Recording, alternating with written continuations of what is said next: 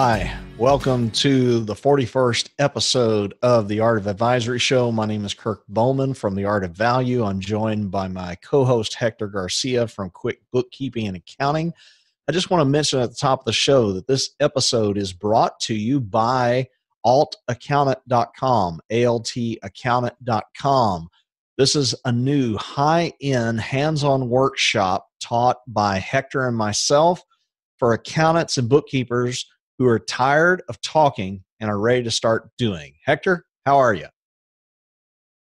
Tired of talking and ready to start doing. So the challenge is that most of us have is we get a new idea on how to go about getting some new business model implemented, how to change our pricing model, how to change our business model, how to get new clients, how to market, all of that stuff. And then the idea itself stays in idea mode, because when it comes time to implement it, unless somebody walks you through it and you go through an actual process, people don't feel that they completely, learn it. So what Kirk and I have designed and what we think we're going to achieve is we're going to go through 3 transformational pillars of what we call the alternative accounting practice.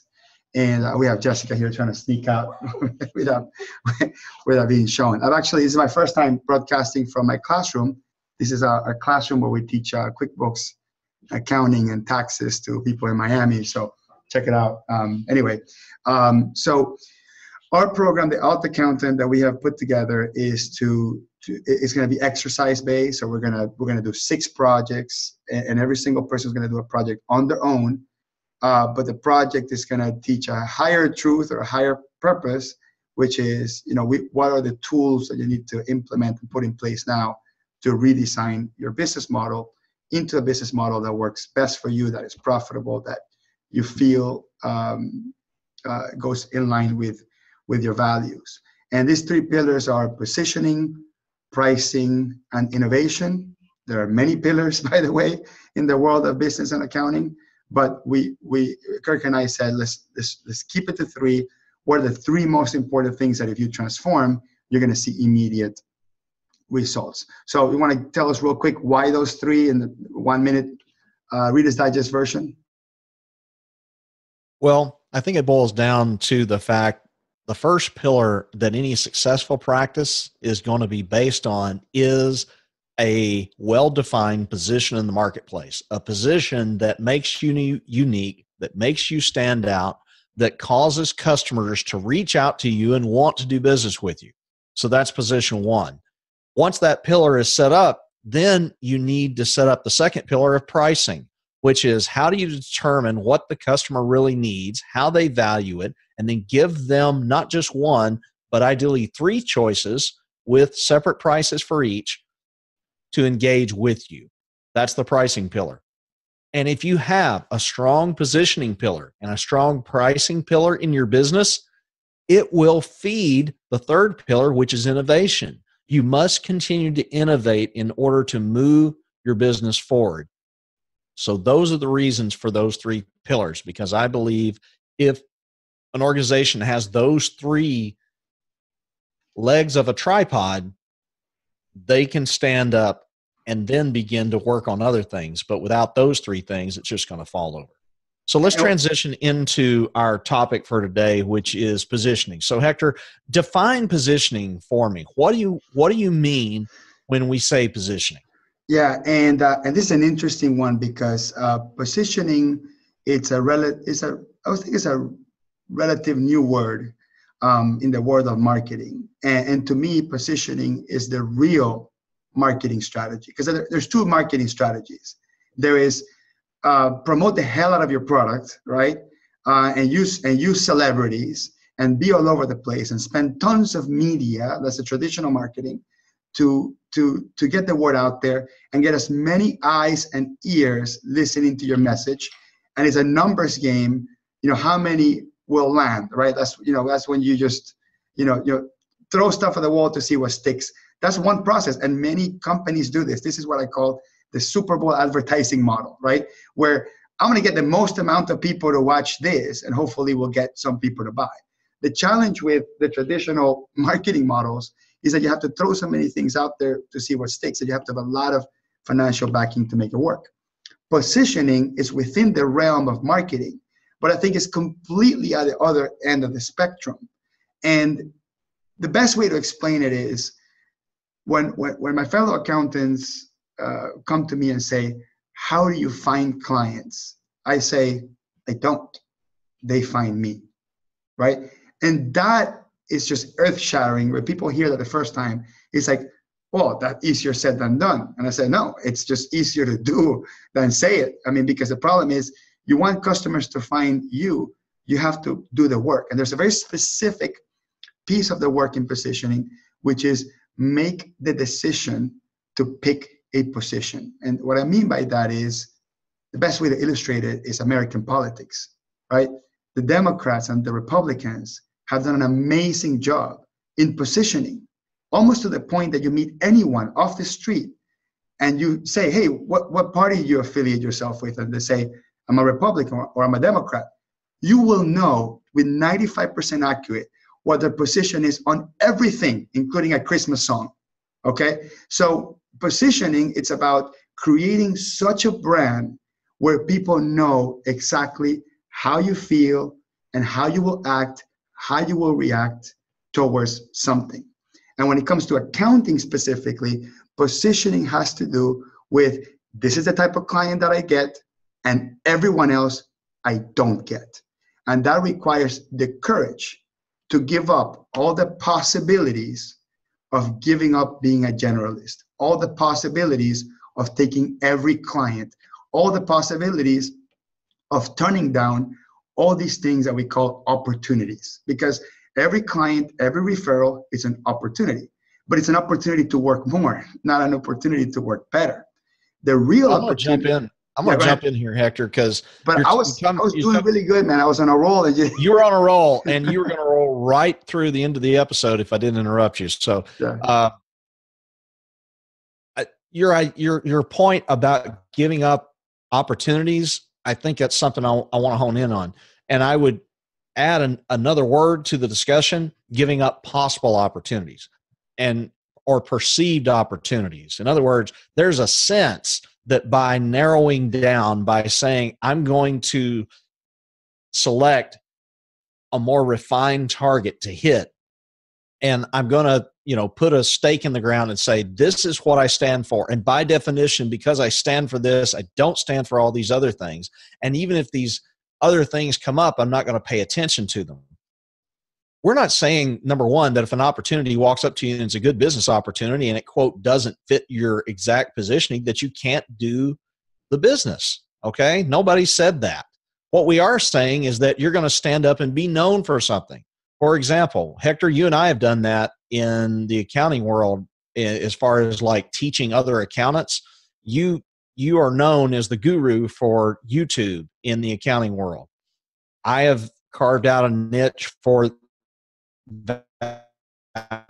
value pricing. That doesn't mean I can't help somebody with something else, but it means that is the position that I've decided to be known for. That's the expertise that I'm going to own in that space. But here's an example of, and really the reason I interrupted you is it made me think of this example. Hector just sent me a referral the other day. So something that I also do, although I don't talk about it on this show, is I have a software company. And Hector sent me a lead the other day. Now, and this helps illustrate it. Basically, this particular customer was contacted by email. They mentioned one or two buzzwords, and he sent it over to me. So I responded to the email, asked like 5 questions. Probably took me 60 seconds to write the email. Customer responded right away, and the answer to one of the questions told me immediately they were not a candidate to even be talking to right now. And it's interesting. Hector and I had a little bit of exchange after that, and it kind of just got me thinking, realizing, well, why was I so quick to like make a decision about that customer pursuing them based on response? It's because I knew right away it was not a fit, and I knew it was not going to be worth my time and effort. Positioning helps you to be able to do that. How do you say yes to the great opportunities? By saying no to all the mediocre opportunities. That's what we're talking about. Positioning is setting yourself up to say yes to the great opportunities. No, that's absolutely right. That is absolutely right. So what I was alluding to when we talked about saying no, so like having the courage to say no to a lot of, and I think you made a better point, the perceived opportunity, is that a poorly positioned practice looks at every customer as an opportunity. And a well-positioned practice looks at the filet mignon customers as an opportunity and everyone else as a distraction. And that is just an important point to make. Now, I'm not saying that in your positioning strategy, you say no to everything that doesn't fall within your positioning. But what you don't want is to be inundated with leads that don't fit your practice. And you have to spend 30 minutes, an hour, whatever, to qualify them or disqualify them and end up sending them somewhere else. What we want is 100% close rate or 80% close rate. For that, you have to have people that are already going to you because you know what you stand for, because you know that you're going to work with them, because you know that you're, I don't want to say expensive, but you're priced to the quality standards they're looking for, because they know that you can solve the problem, because you know that you can innovate. And that may require, and this is where people just going to hate this word, because that may require you to specialize and to have a niche. And specialization and niche are not the same thing. Specialization is inward focus, this is what I will do over and over and over and over and over again to do it better than everyone else. That's specialization. Niche is the market that you target and focus on, where you communicate your specialty. And that group of people are more likely to buy from you, more likely to pay more likely to pay you faster, more likely to trust you, and more likely to close immediately versus going through this long, elongated sales process where you have to prove to them that you are the right fit for them. So when people ask me, how do you find clients? I say, I don't. They find me. They are looking for an expert on topic A. And because you're an expert in topic A, right, they search that topic A, they land on my website, on an article, on a video, on a reference that somebody else is making to my expertise in that area, and they're calling me and they're saying, they're not saying this, but they're thinking, they're like, dude, I don't want to work with anyone else. Just convince me that I can, that whatever money I'm gonna go throw your way, it's gonna provide me value. And these conversations are shorter and better than, hey, I need an accountant. That's the worst conversation you have. Hey, I Googled you and you're 10 minutes away from my house. I need a new accountant. Can you help me? Those conversations are so long because you have to explain what an accountant is. You have to understand what they want, and you have to understand, are they a good fit for me? It's a big company, small company. Do they want to pay, what I charge? So a well-positioned company makes a couple of really important statements. One is, there's a specific group of clients that I won't work with. And this not necessarily an industry thing. It could be how the client works. Like, I give you an example. I am from South America. This is a very important point. I am from South America, and I am from a country where people love to meet. Like, let's meet and discuss. Like the people from my country love to meet and discuss over coffee, over dessert, over whatever. And because I am from that country, they assume that I'm going to say, sure, let's meet and discuss and talk shop. That's not how I roll. Like, if I don't know you, let's talk on the phone for 5 minutes. And if you're a good fit, I'm going to send you my bill and then we can meet, right? But that's the challenge that happens with positioning. If you don't have a good position, people assume that you're hungry for business, and they assume that you'll do whatever to get that business. But when you're well positioned, people are like, dude, I know you're busy, but I really want to work with you because you're the only one that I think can help me. So let's just get right to it. And that's what positioning does. Positioning helps people find you. And if there's one business strategy that every one of my customers, say this is standard advisory work. People say, Hector, let me ask you a question. How can I make my business better? First thing I look at, how are you positioned in the market? Okay. And I'm going to give you the most common reaction the most common answer that I get that makes me just go haywire on positioning. Every time you explain something to someone, right? A suggestion or something like that. And people come back to you and say, you don't understand. My industry doesn't work like this. You don't understand. My clients don't do that. You don't understand. That's not how it works. Anytime somebody tells you that's not how it works, you are a problem, Because if you're running a business around how it works, you will always be a slave of it. Okay? A well-positioned company sets the rules. A well-positioned company determines how things work. Let me jump in and give an example. Go ahead, Kurt. Go ahead. I should get a drink of water. Hector, first of all, just congratulations. You were on a roll this morning. So there's something different about that training room that you just, wow, it gets you going. So this idea of you don't let it define you, you define it, I think is pretty important. Look at Apple. They did not wait for somebody to tell them, a customer, hey, I want to be able to download music. They did not wait for somebody to tell them, I want to be able to buy songs for 99 cents each. I don't have to buy the whole album. In fact, everybody thought they were crazy. We're not going to continue to use CDs. We're only going to buy the songs we like. We're not going to worry about all, typically there's 2 or 3 songs on an album you like and the other 7 you could care less about. They ignored all that. And by the way, that business model has now been surpassed by the subscription music business model, because now I just pay Apple $15 a month and I can have access to any of the music that they have, which is most of it, right? I don't even have to buy albums anymore. And I can still download it, but I can move on to something else. If I find one artist I like, all of a sudden I can have access to their entire catalog. I mean, not only did Apple redefine it when they said we're going to download music and sell songs individually, but they've been part, not solely, but part of this whole idea of let's subscribe to music. And one of the reasons now that the music industry tends to go the direction that Apple goes is because Apple became the 900-pound gorilla in the music industry. You may not be able to become the 900-pound gorilla in the music industry, but you might be able to be the 900-pound gorilla in the industry of accountants who serve automobile service, independent automobile service dealers.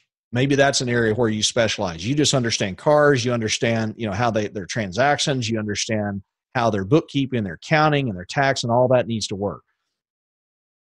So there you go. You need to define it rather than it defining you. And by the way, when we talk about the alternative accountant, that is what the first pillar is going to be about. It's going to be about helping you decide what your position is and taking the initial steps to implement that position. And if you've already got a position, then we're going to have some exercises that are going to allow you to drill down further. Yeah, no, that's true. And we just got, I think you may have seen this, Kurt, and it's a perfect example of positioning. $250 paperclip. Okay. So you're talking about the Tiffany's paperclip. Right. You gave it away. Sorry, I didn't mean to give it away. Well, you referred to it. So I gave it away. So in some boardroom somewhere, there were like people that get paid millions of dollars and they're thinking about the next product. And somebody said $250 paperclip. In every other context, that would be like, dude, are you smoking something? But only a company positioned like Tiffany's. You look at it and you're like, that makes sense. Like, that's not ridiculous. It's a silver, I guess, a pure silver, white gold paperclip. And I don't know in what context that would be useful, but only a company positioned like Tiffany's sets the rules. And that's all right. I got to jump in, Hector, because I just Googled this. I was just curious. So I just Googled Tiffany paperclip. Okay. First of all, the first thing that came up was not the silver one that's $150, but the gold one that is $1,500, which was interesting. But when I click on the silver one, guess what it says? Unavailable. Click here to be notified when it is available. They've sold out of $150 silver paperclip. By the way, I would argue one of the reasons they've sold out is because they offer the 18 karat gold $1,500 paperclip. All of a sudden, the silver paperclip sounds like a bang, bang deal. And by the way, this is also part of the pricing, right? We'll talk about this idea of you want to make one thing look cheap. Yeah, let's not bleed over into pricing because then this will get really long. Well, I'm not trying to get off, but I'm just showing how they interlink. Yeah. So, okay. So I think we made the point. Right? We made the point. So what are some examples on how you can implement this? Like, let's say you're sold. Okay, Hector, I'm sold. I need to work on my positioning. So how do I work on my positioning? Well, first of all, you're going to have to find a heuristic on how to describe yourself in a single sentence. If you're in a party and somebody says, "What do you do?" and you say, "I'm an accountant," you're a very poorly positioned practice, right? Exactly. But if you say something that goes, whatever that is, you make a living this way, you're a great position practice. Okay. And that's really the important thing. People have to say, people make a living that way. I mean, like I used to, and by the way, I would say like 8 years ago, when I introduced myself as a QuickBooks trainer. And that's not even like a deep, I mean, at this point, that's super broad. But when I started doing this, people are like, what do you mean? I said, I'm a QuickBooks trainer. It's like, you make a living that way? And that's when you know you got a good positioning, because people remember that. People don't remember accountant. People don't care about that. People care about this person that does one thing that feels awkward and quirky, but to a small segment of the population means the world to them. And that's when you're well positioned, because these people will find you. These people will only want to work with you. And the best thing is, it's easy to find you, right? It's easy to find you. Because you looking for an accountant, you're searching Google, I'm looking for an accountant, a tax preparer, a bookkeeper, you're gonna get so many people in the local listing, plus everyone bidding for that top keyword, right? Trying to pay more than the next person to get the top ranking on Google. Whereas when somebody says, accountant that does cost segmentation on dental practice acquisition, well, there's probably not that many people that find that to be an attractive business model, so they will never say this is what I do. But the one guy that does 90% of them around the country and charges 10 times what the average person does, and it makes an entire living around it. So that's it. For most folks, it's just so hard to say, I don't want to give up everything else to focus on one thing. But the realization that focusing on that one thing and doing it better than everyone else helps people find you, helps you get your foot in the door. And then, like Kirk said, once your foot in the door and they say, "Oh, can you do my tax return?" You're not going to say, "I'm not positioned to do so." You say, "Sure, this is what I do." Positioning helps people find you.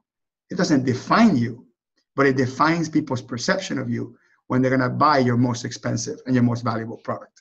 So that's why I'm so passionate about it. So one of the exercises, or let's say one of the learnings that Kirk and I want to teach you on the Auto Accountant program, it's how to create that one-liner message where that makes it easy for your website, for your Twitter, for your Facebook, in your business card, when you meet people, elevator pitch, whatever you want to call it.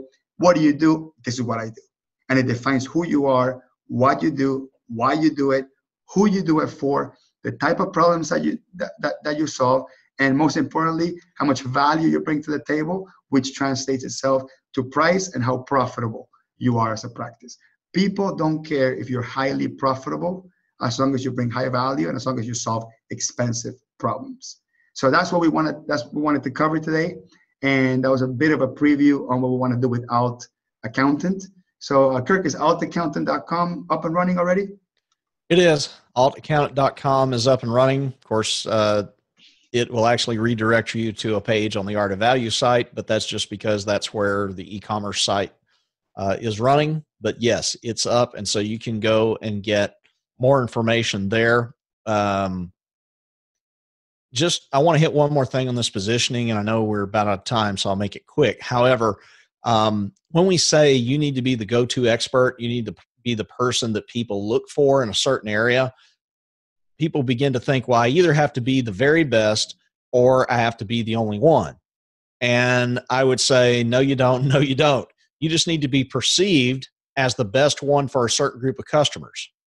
Case in point, I'm not the only person who teaches and practices value pricing in the accounting bookkeeping space. I've got several colleagues who do that. But guess what? I have a certain take on it. I have a certain approach on it.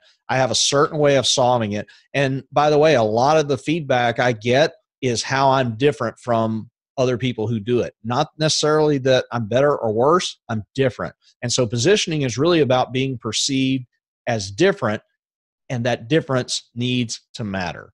And so that's what we're going to help you do in the Alt Accountant. We're going to help you figure out your positioning, and we're going to help you take the first steps to actually define that position in the minds of your customers. So if you want to ask me a question about the topic matter, email me, hector@garciacpa.com. We'd love to answer your questions about that, and check out our program that starts at the end of January, and it runs through the beginning of March, I believe, right? So it's going to be all of February, a little bit of January, a little bit of March. It's a 6-week program called altaccountant.com, and positioning will be one of the things that we will teach. But most importantly, will be a framework that we will teach so you can develop your own positioning through a project that we're going to have you do. It'll be like homework. It'll be like school. I mean, it'll feel like it'll be a lot of work for sure. But well, you don't build positioning overnight. One of the reasons we're doing this is because we keep getting asked the question over and over, how do I? And the best answer to the question, how do I, is you do. And so we're setting you up in an environment, not where we're going to bombard you with a lot of lectures and reading and videos and all that kind of stuff. We're going to set you up in a group where you're actually going to have projects that you execute. You're going to learn by doing. The other thing I want to address is some people might go, well, that's during tax time. Yes, it is. Number one, it's intentional because there is no right time to begin making positive change in your business. And number two, we actually have designed this so that you can do it during tax time. We originally thought about doing a 4-week program with 2 projects per week. We have scaled it back to a 6-week program with 1 project per week. So we have already taken steps to make this feasible even during tax season. Don't use tax season as an excuse. In fact, I'm going to throw up a video here pretty soon about the ball and chain of tax season. Yeah, actually, when we were coming up with these dates, Kirk, I was like, Kirk, I can't do it. It's tax season. And he said, dude, you got to eat your own dog food. Like if you're telling people to get off this whole tax season, you have to start by leading by example. And he said, you're right. I will lead by example. This will be my busiest tax season ever. And I will also do the biggest endeavor in terms of education project ever, because I want to prove to myself that I can also unchain myself from tax season. I've done it. I spent 10 years building my positioning, building my brand. I have a great pricing strategy, I believe. And we're starting to innovate, create products. It is the perfect time for me to break through tax season. And I will do it this year, finally, completely. And I believe the Alt Accountant program, as a facilitator, as an instructor of it, will help me do so. So I'll thank Kirk for pushing me to do that as well. All right. One last thing, and then we will sign off. The artofadvisory.com website is now live. We've done about 40 episodes, and we've been relying on a Facebook page for almost a year, but now our own website is live. You can check out all the episodes there, and we are going to be posting highlights for each episode so that it will have some searchable content. So if you're looking for a specific episode on a certain topic, you'll be able to find that quicker. All right, Hector, I'll see you next week. All right, bye, Kirk.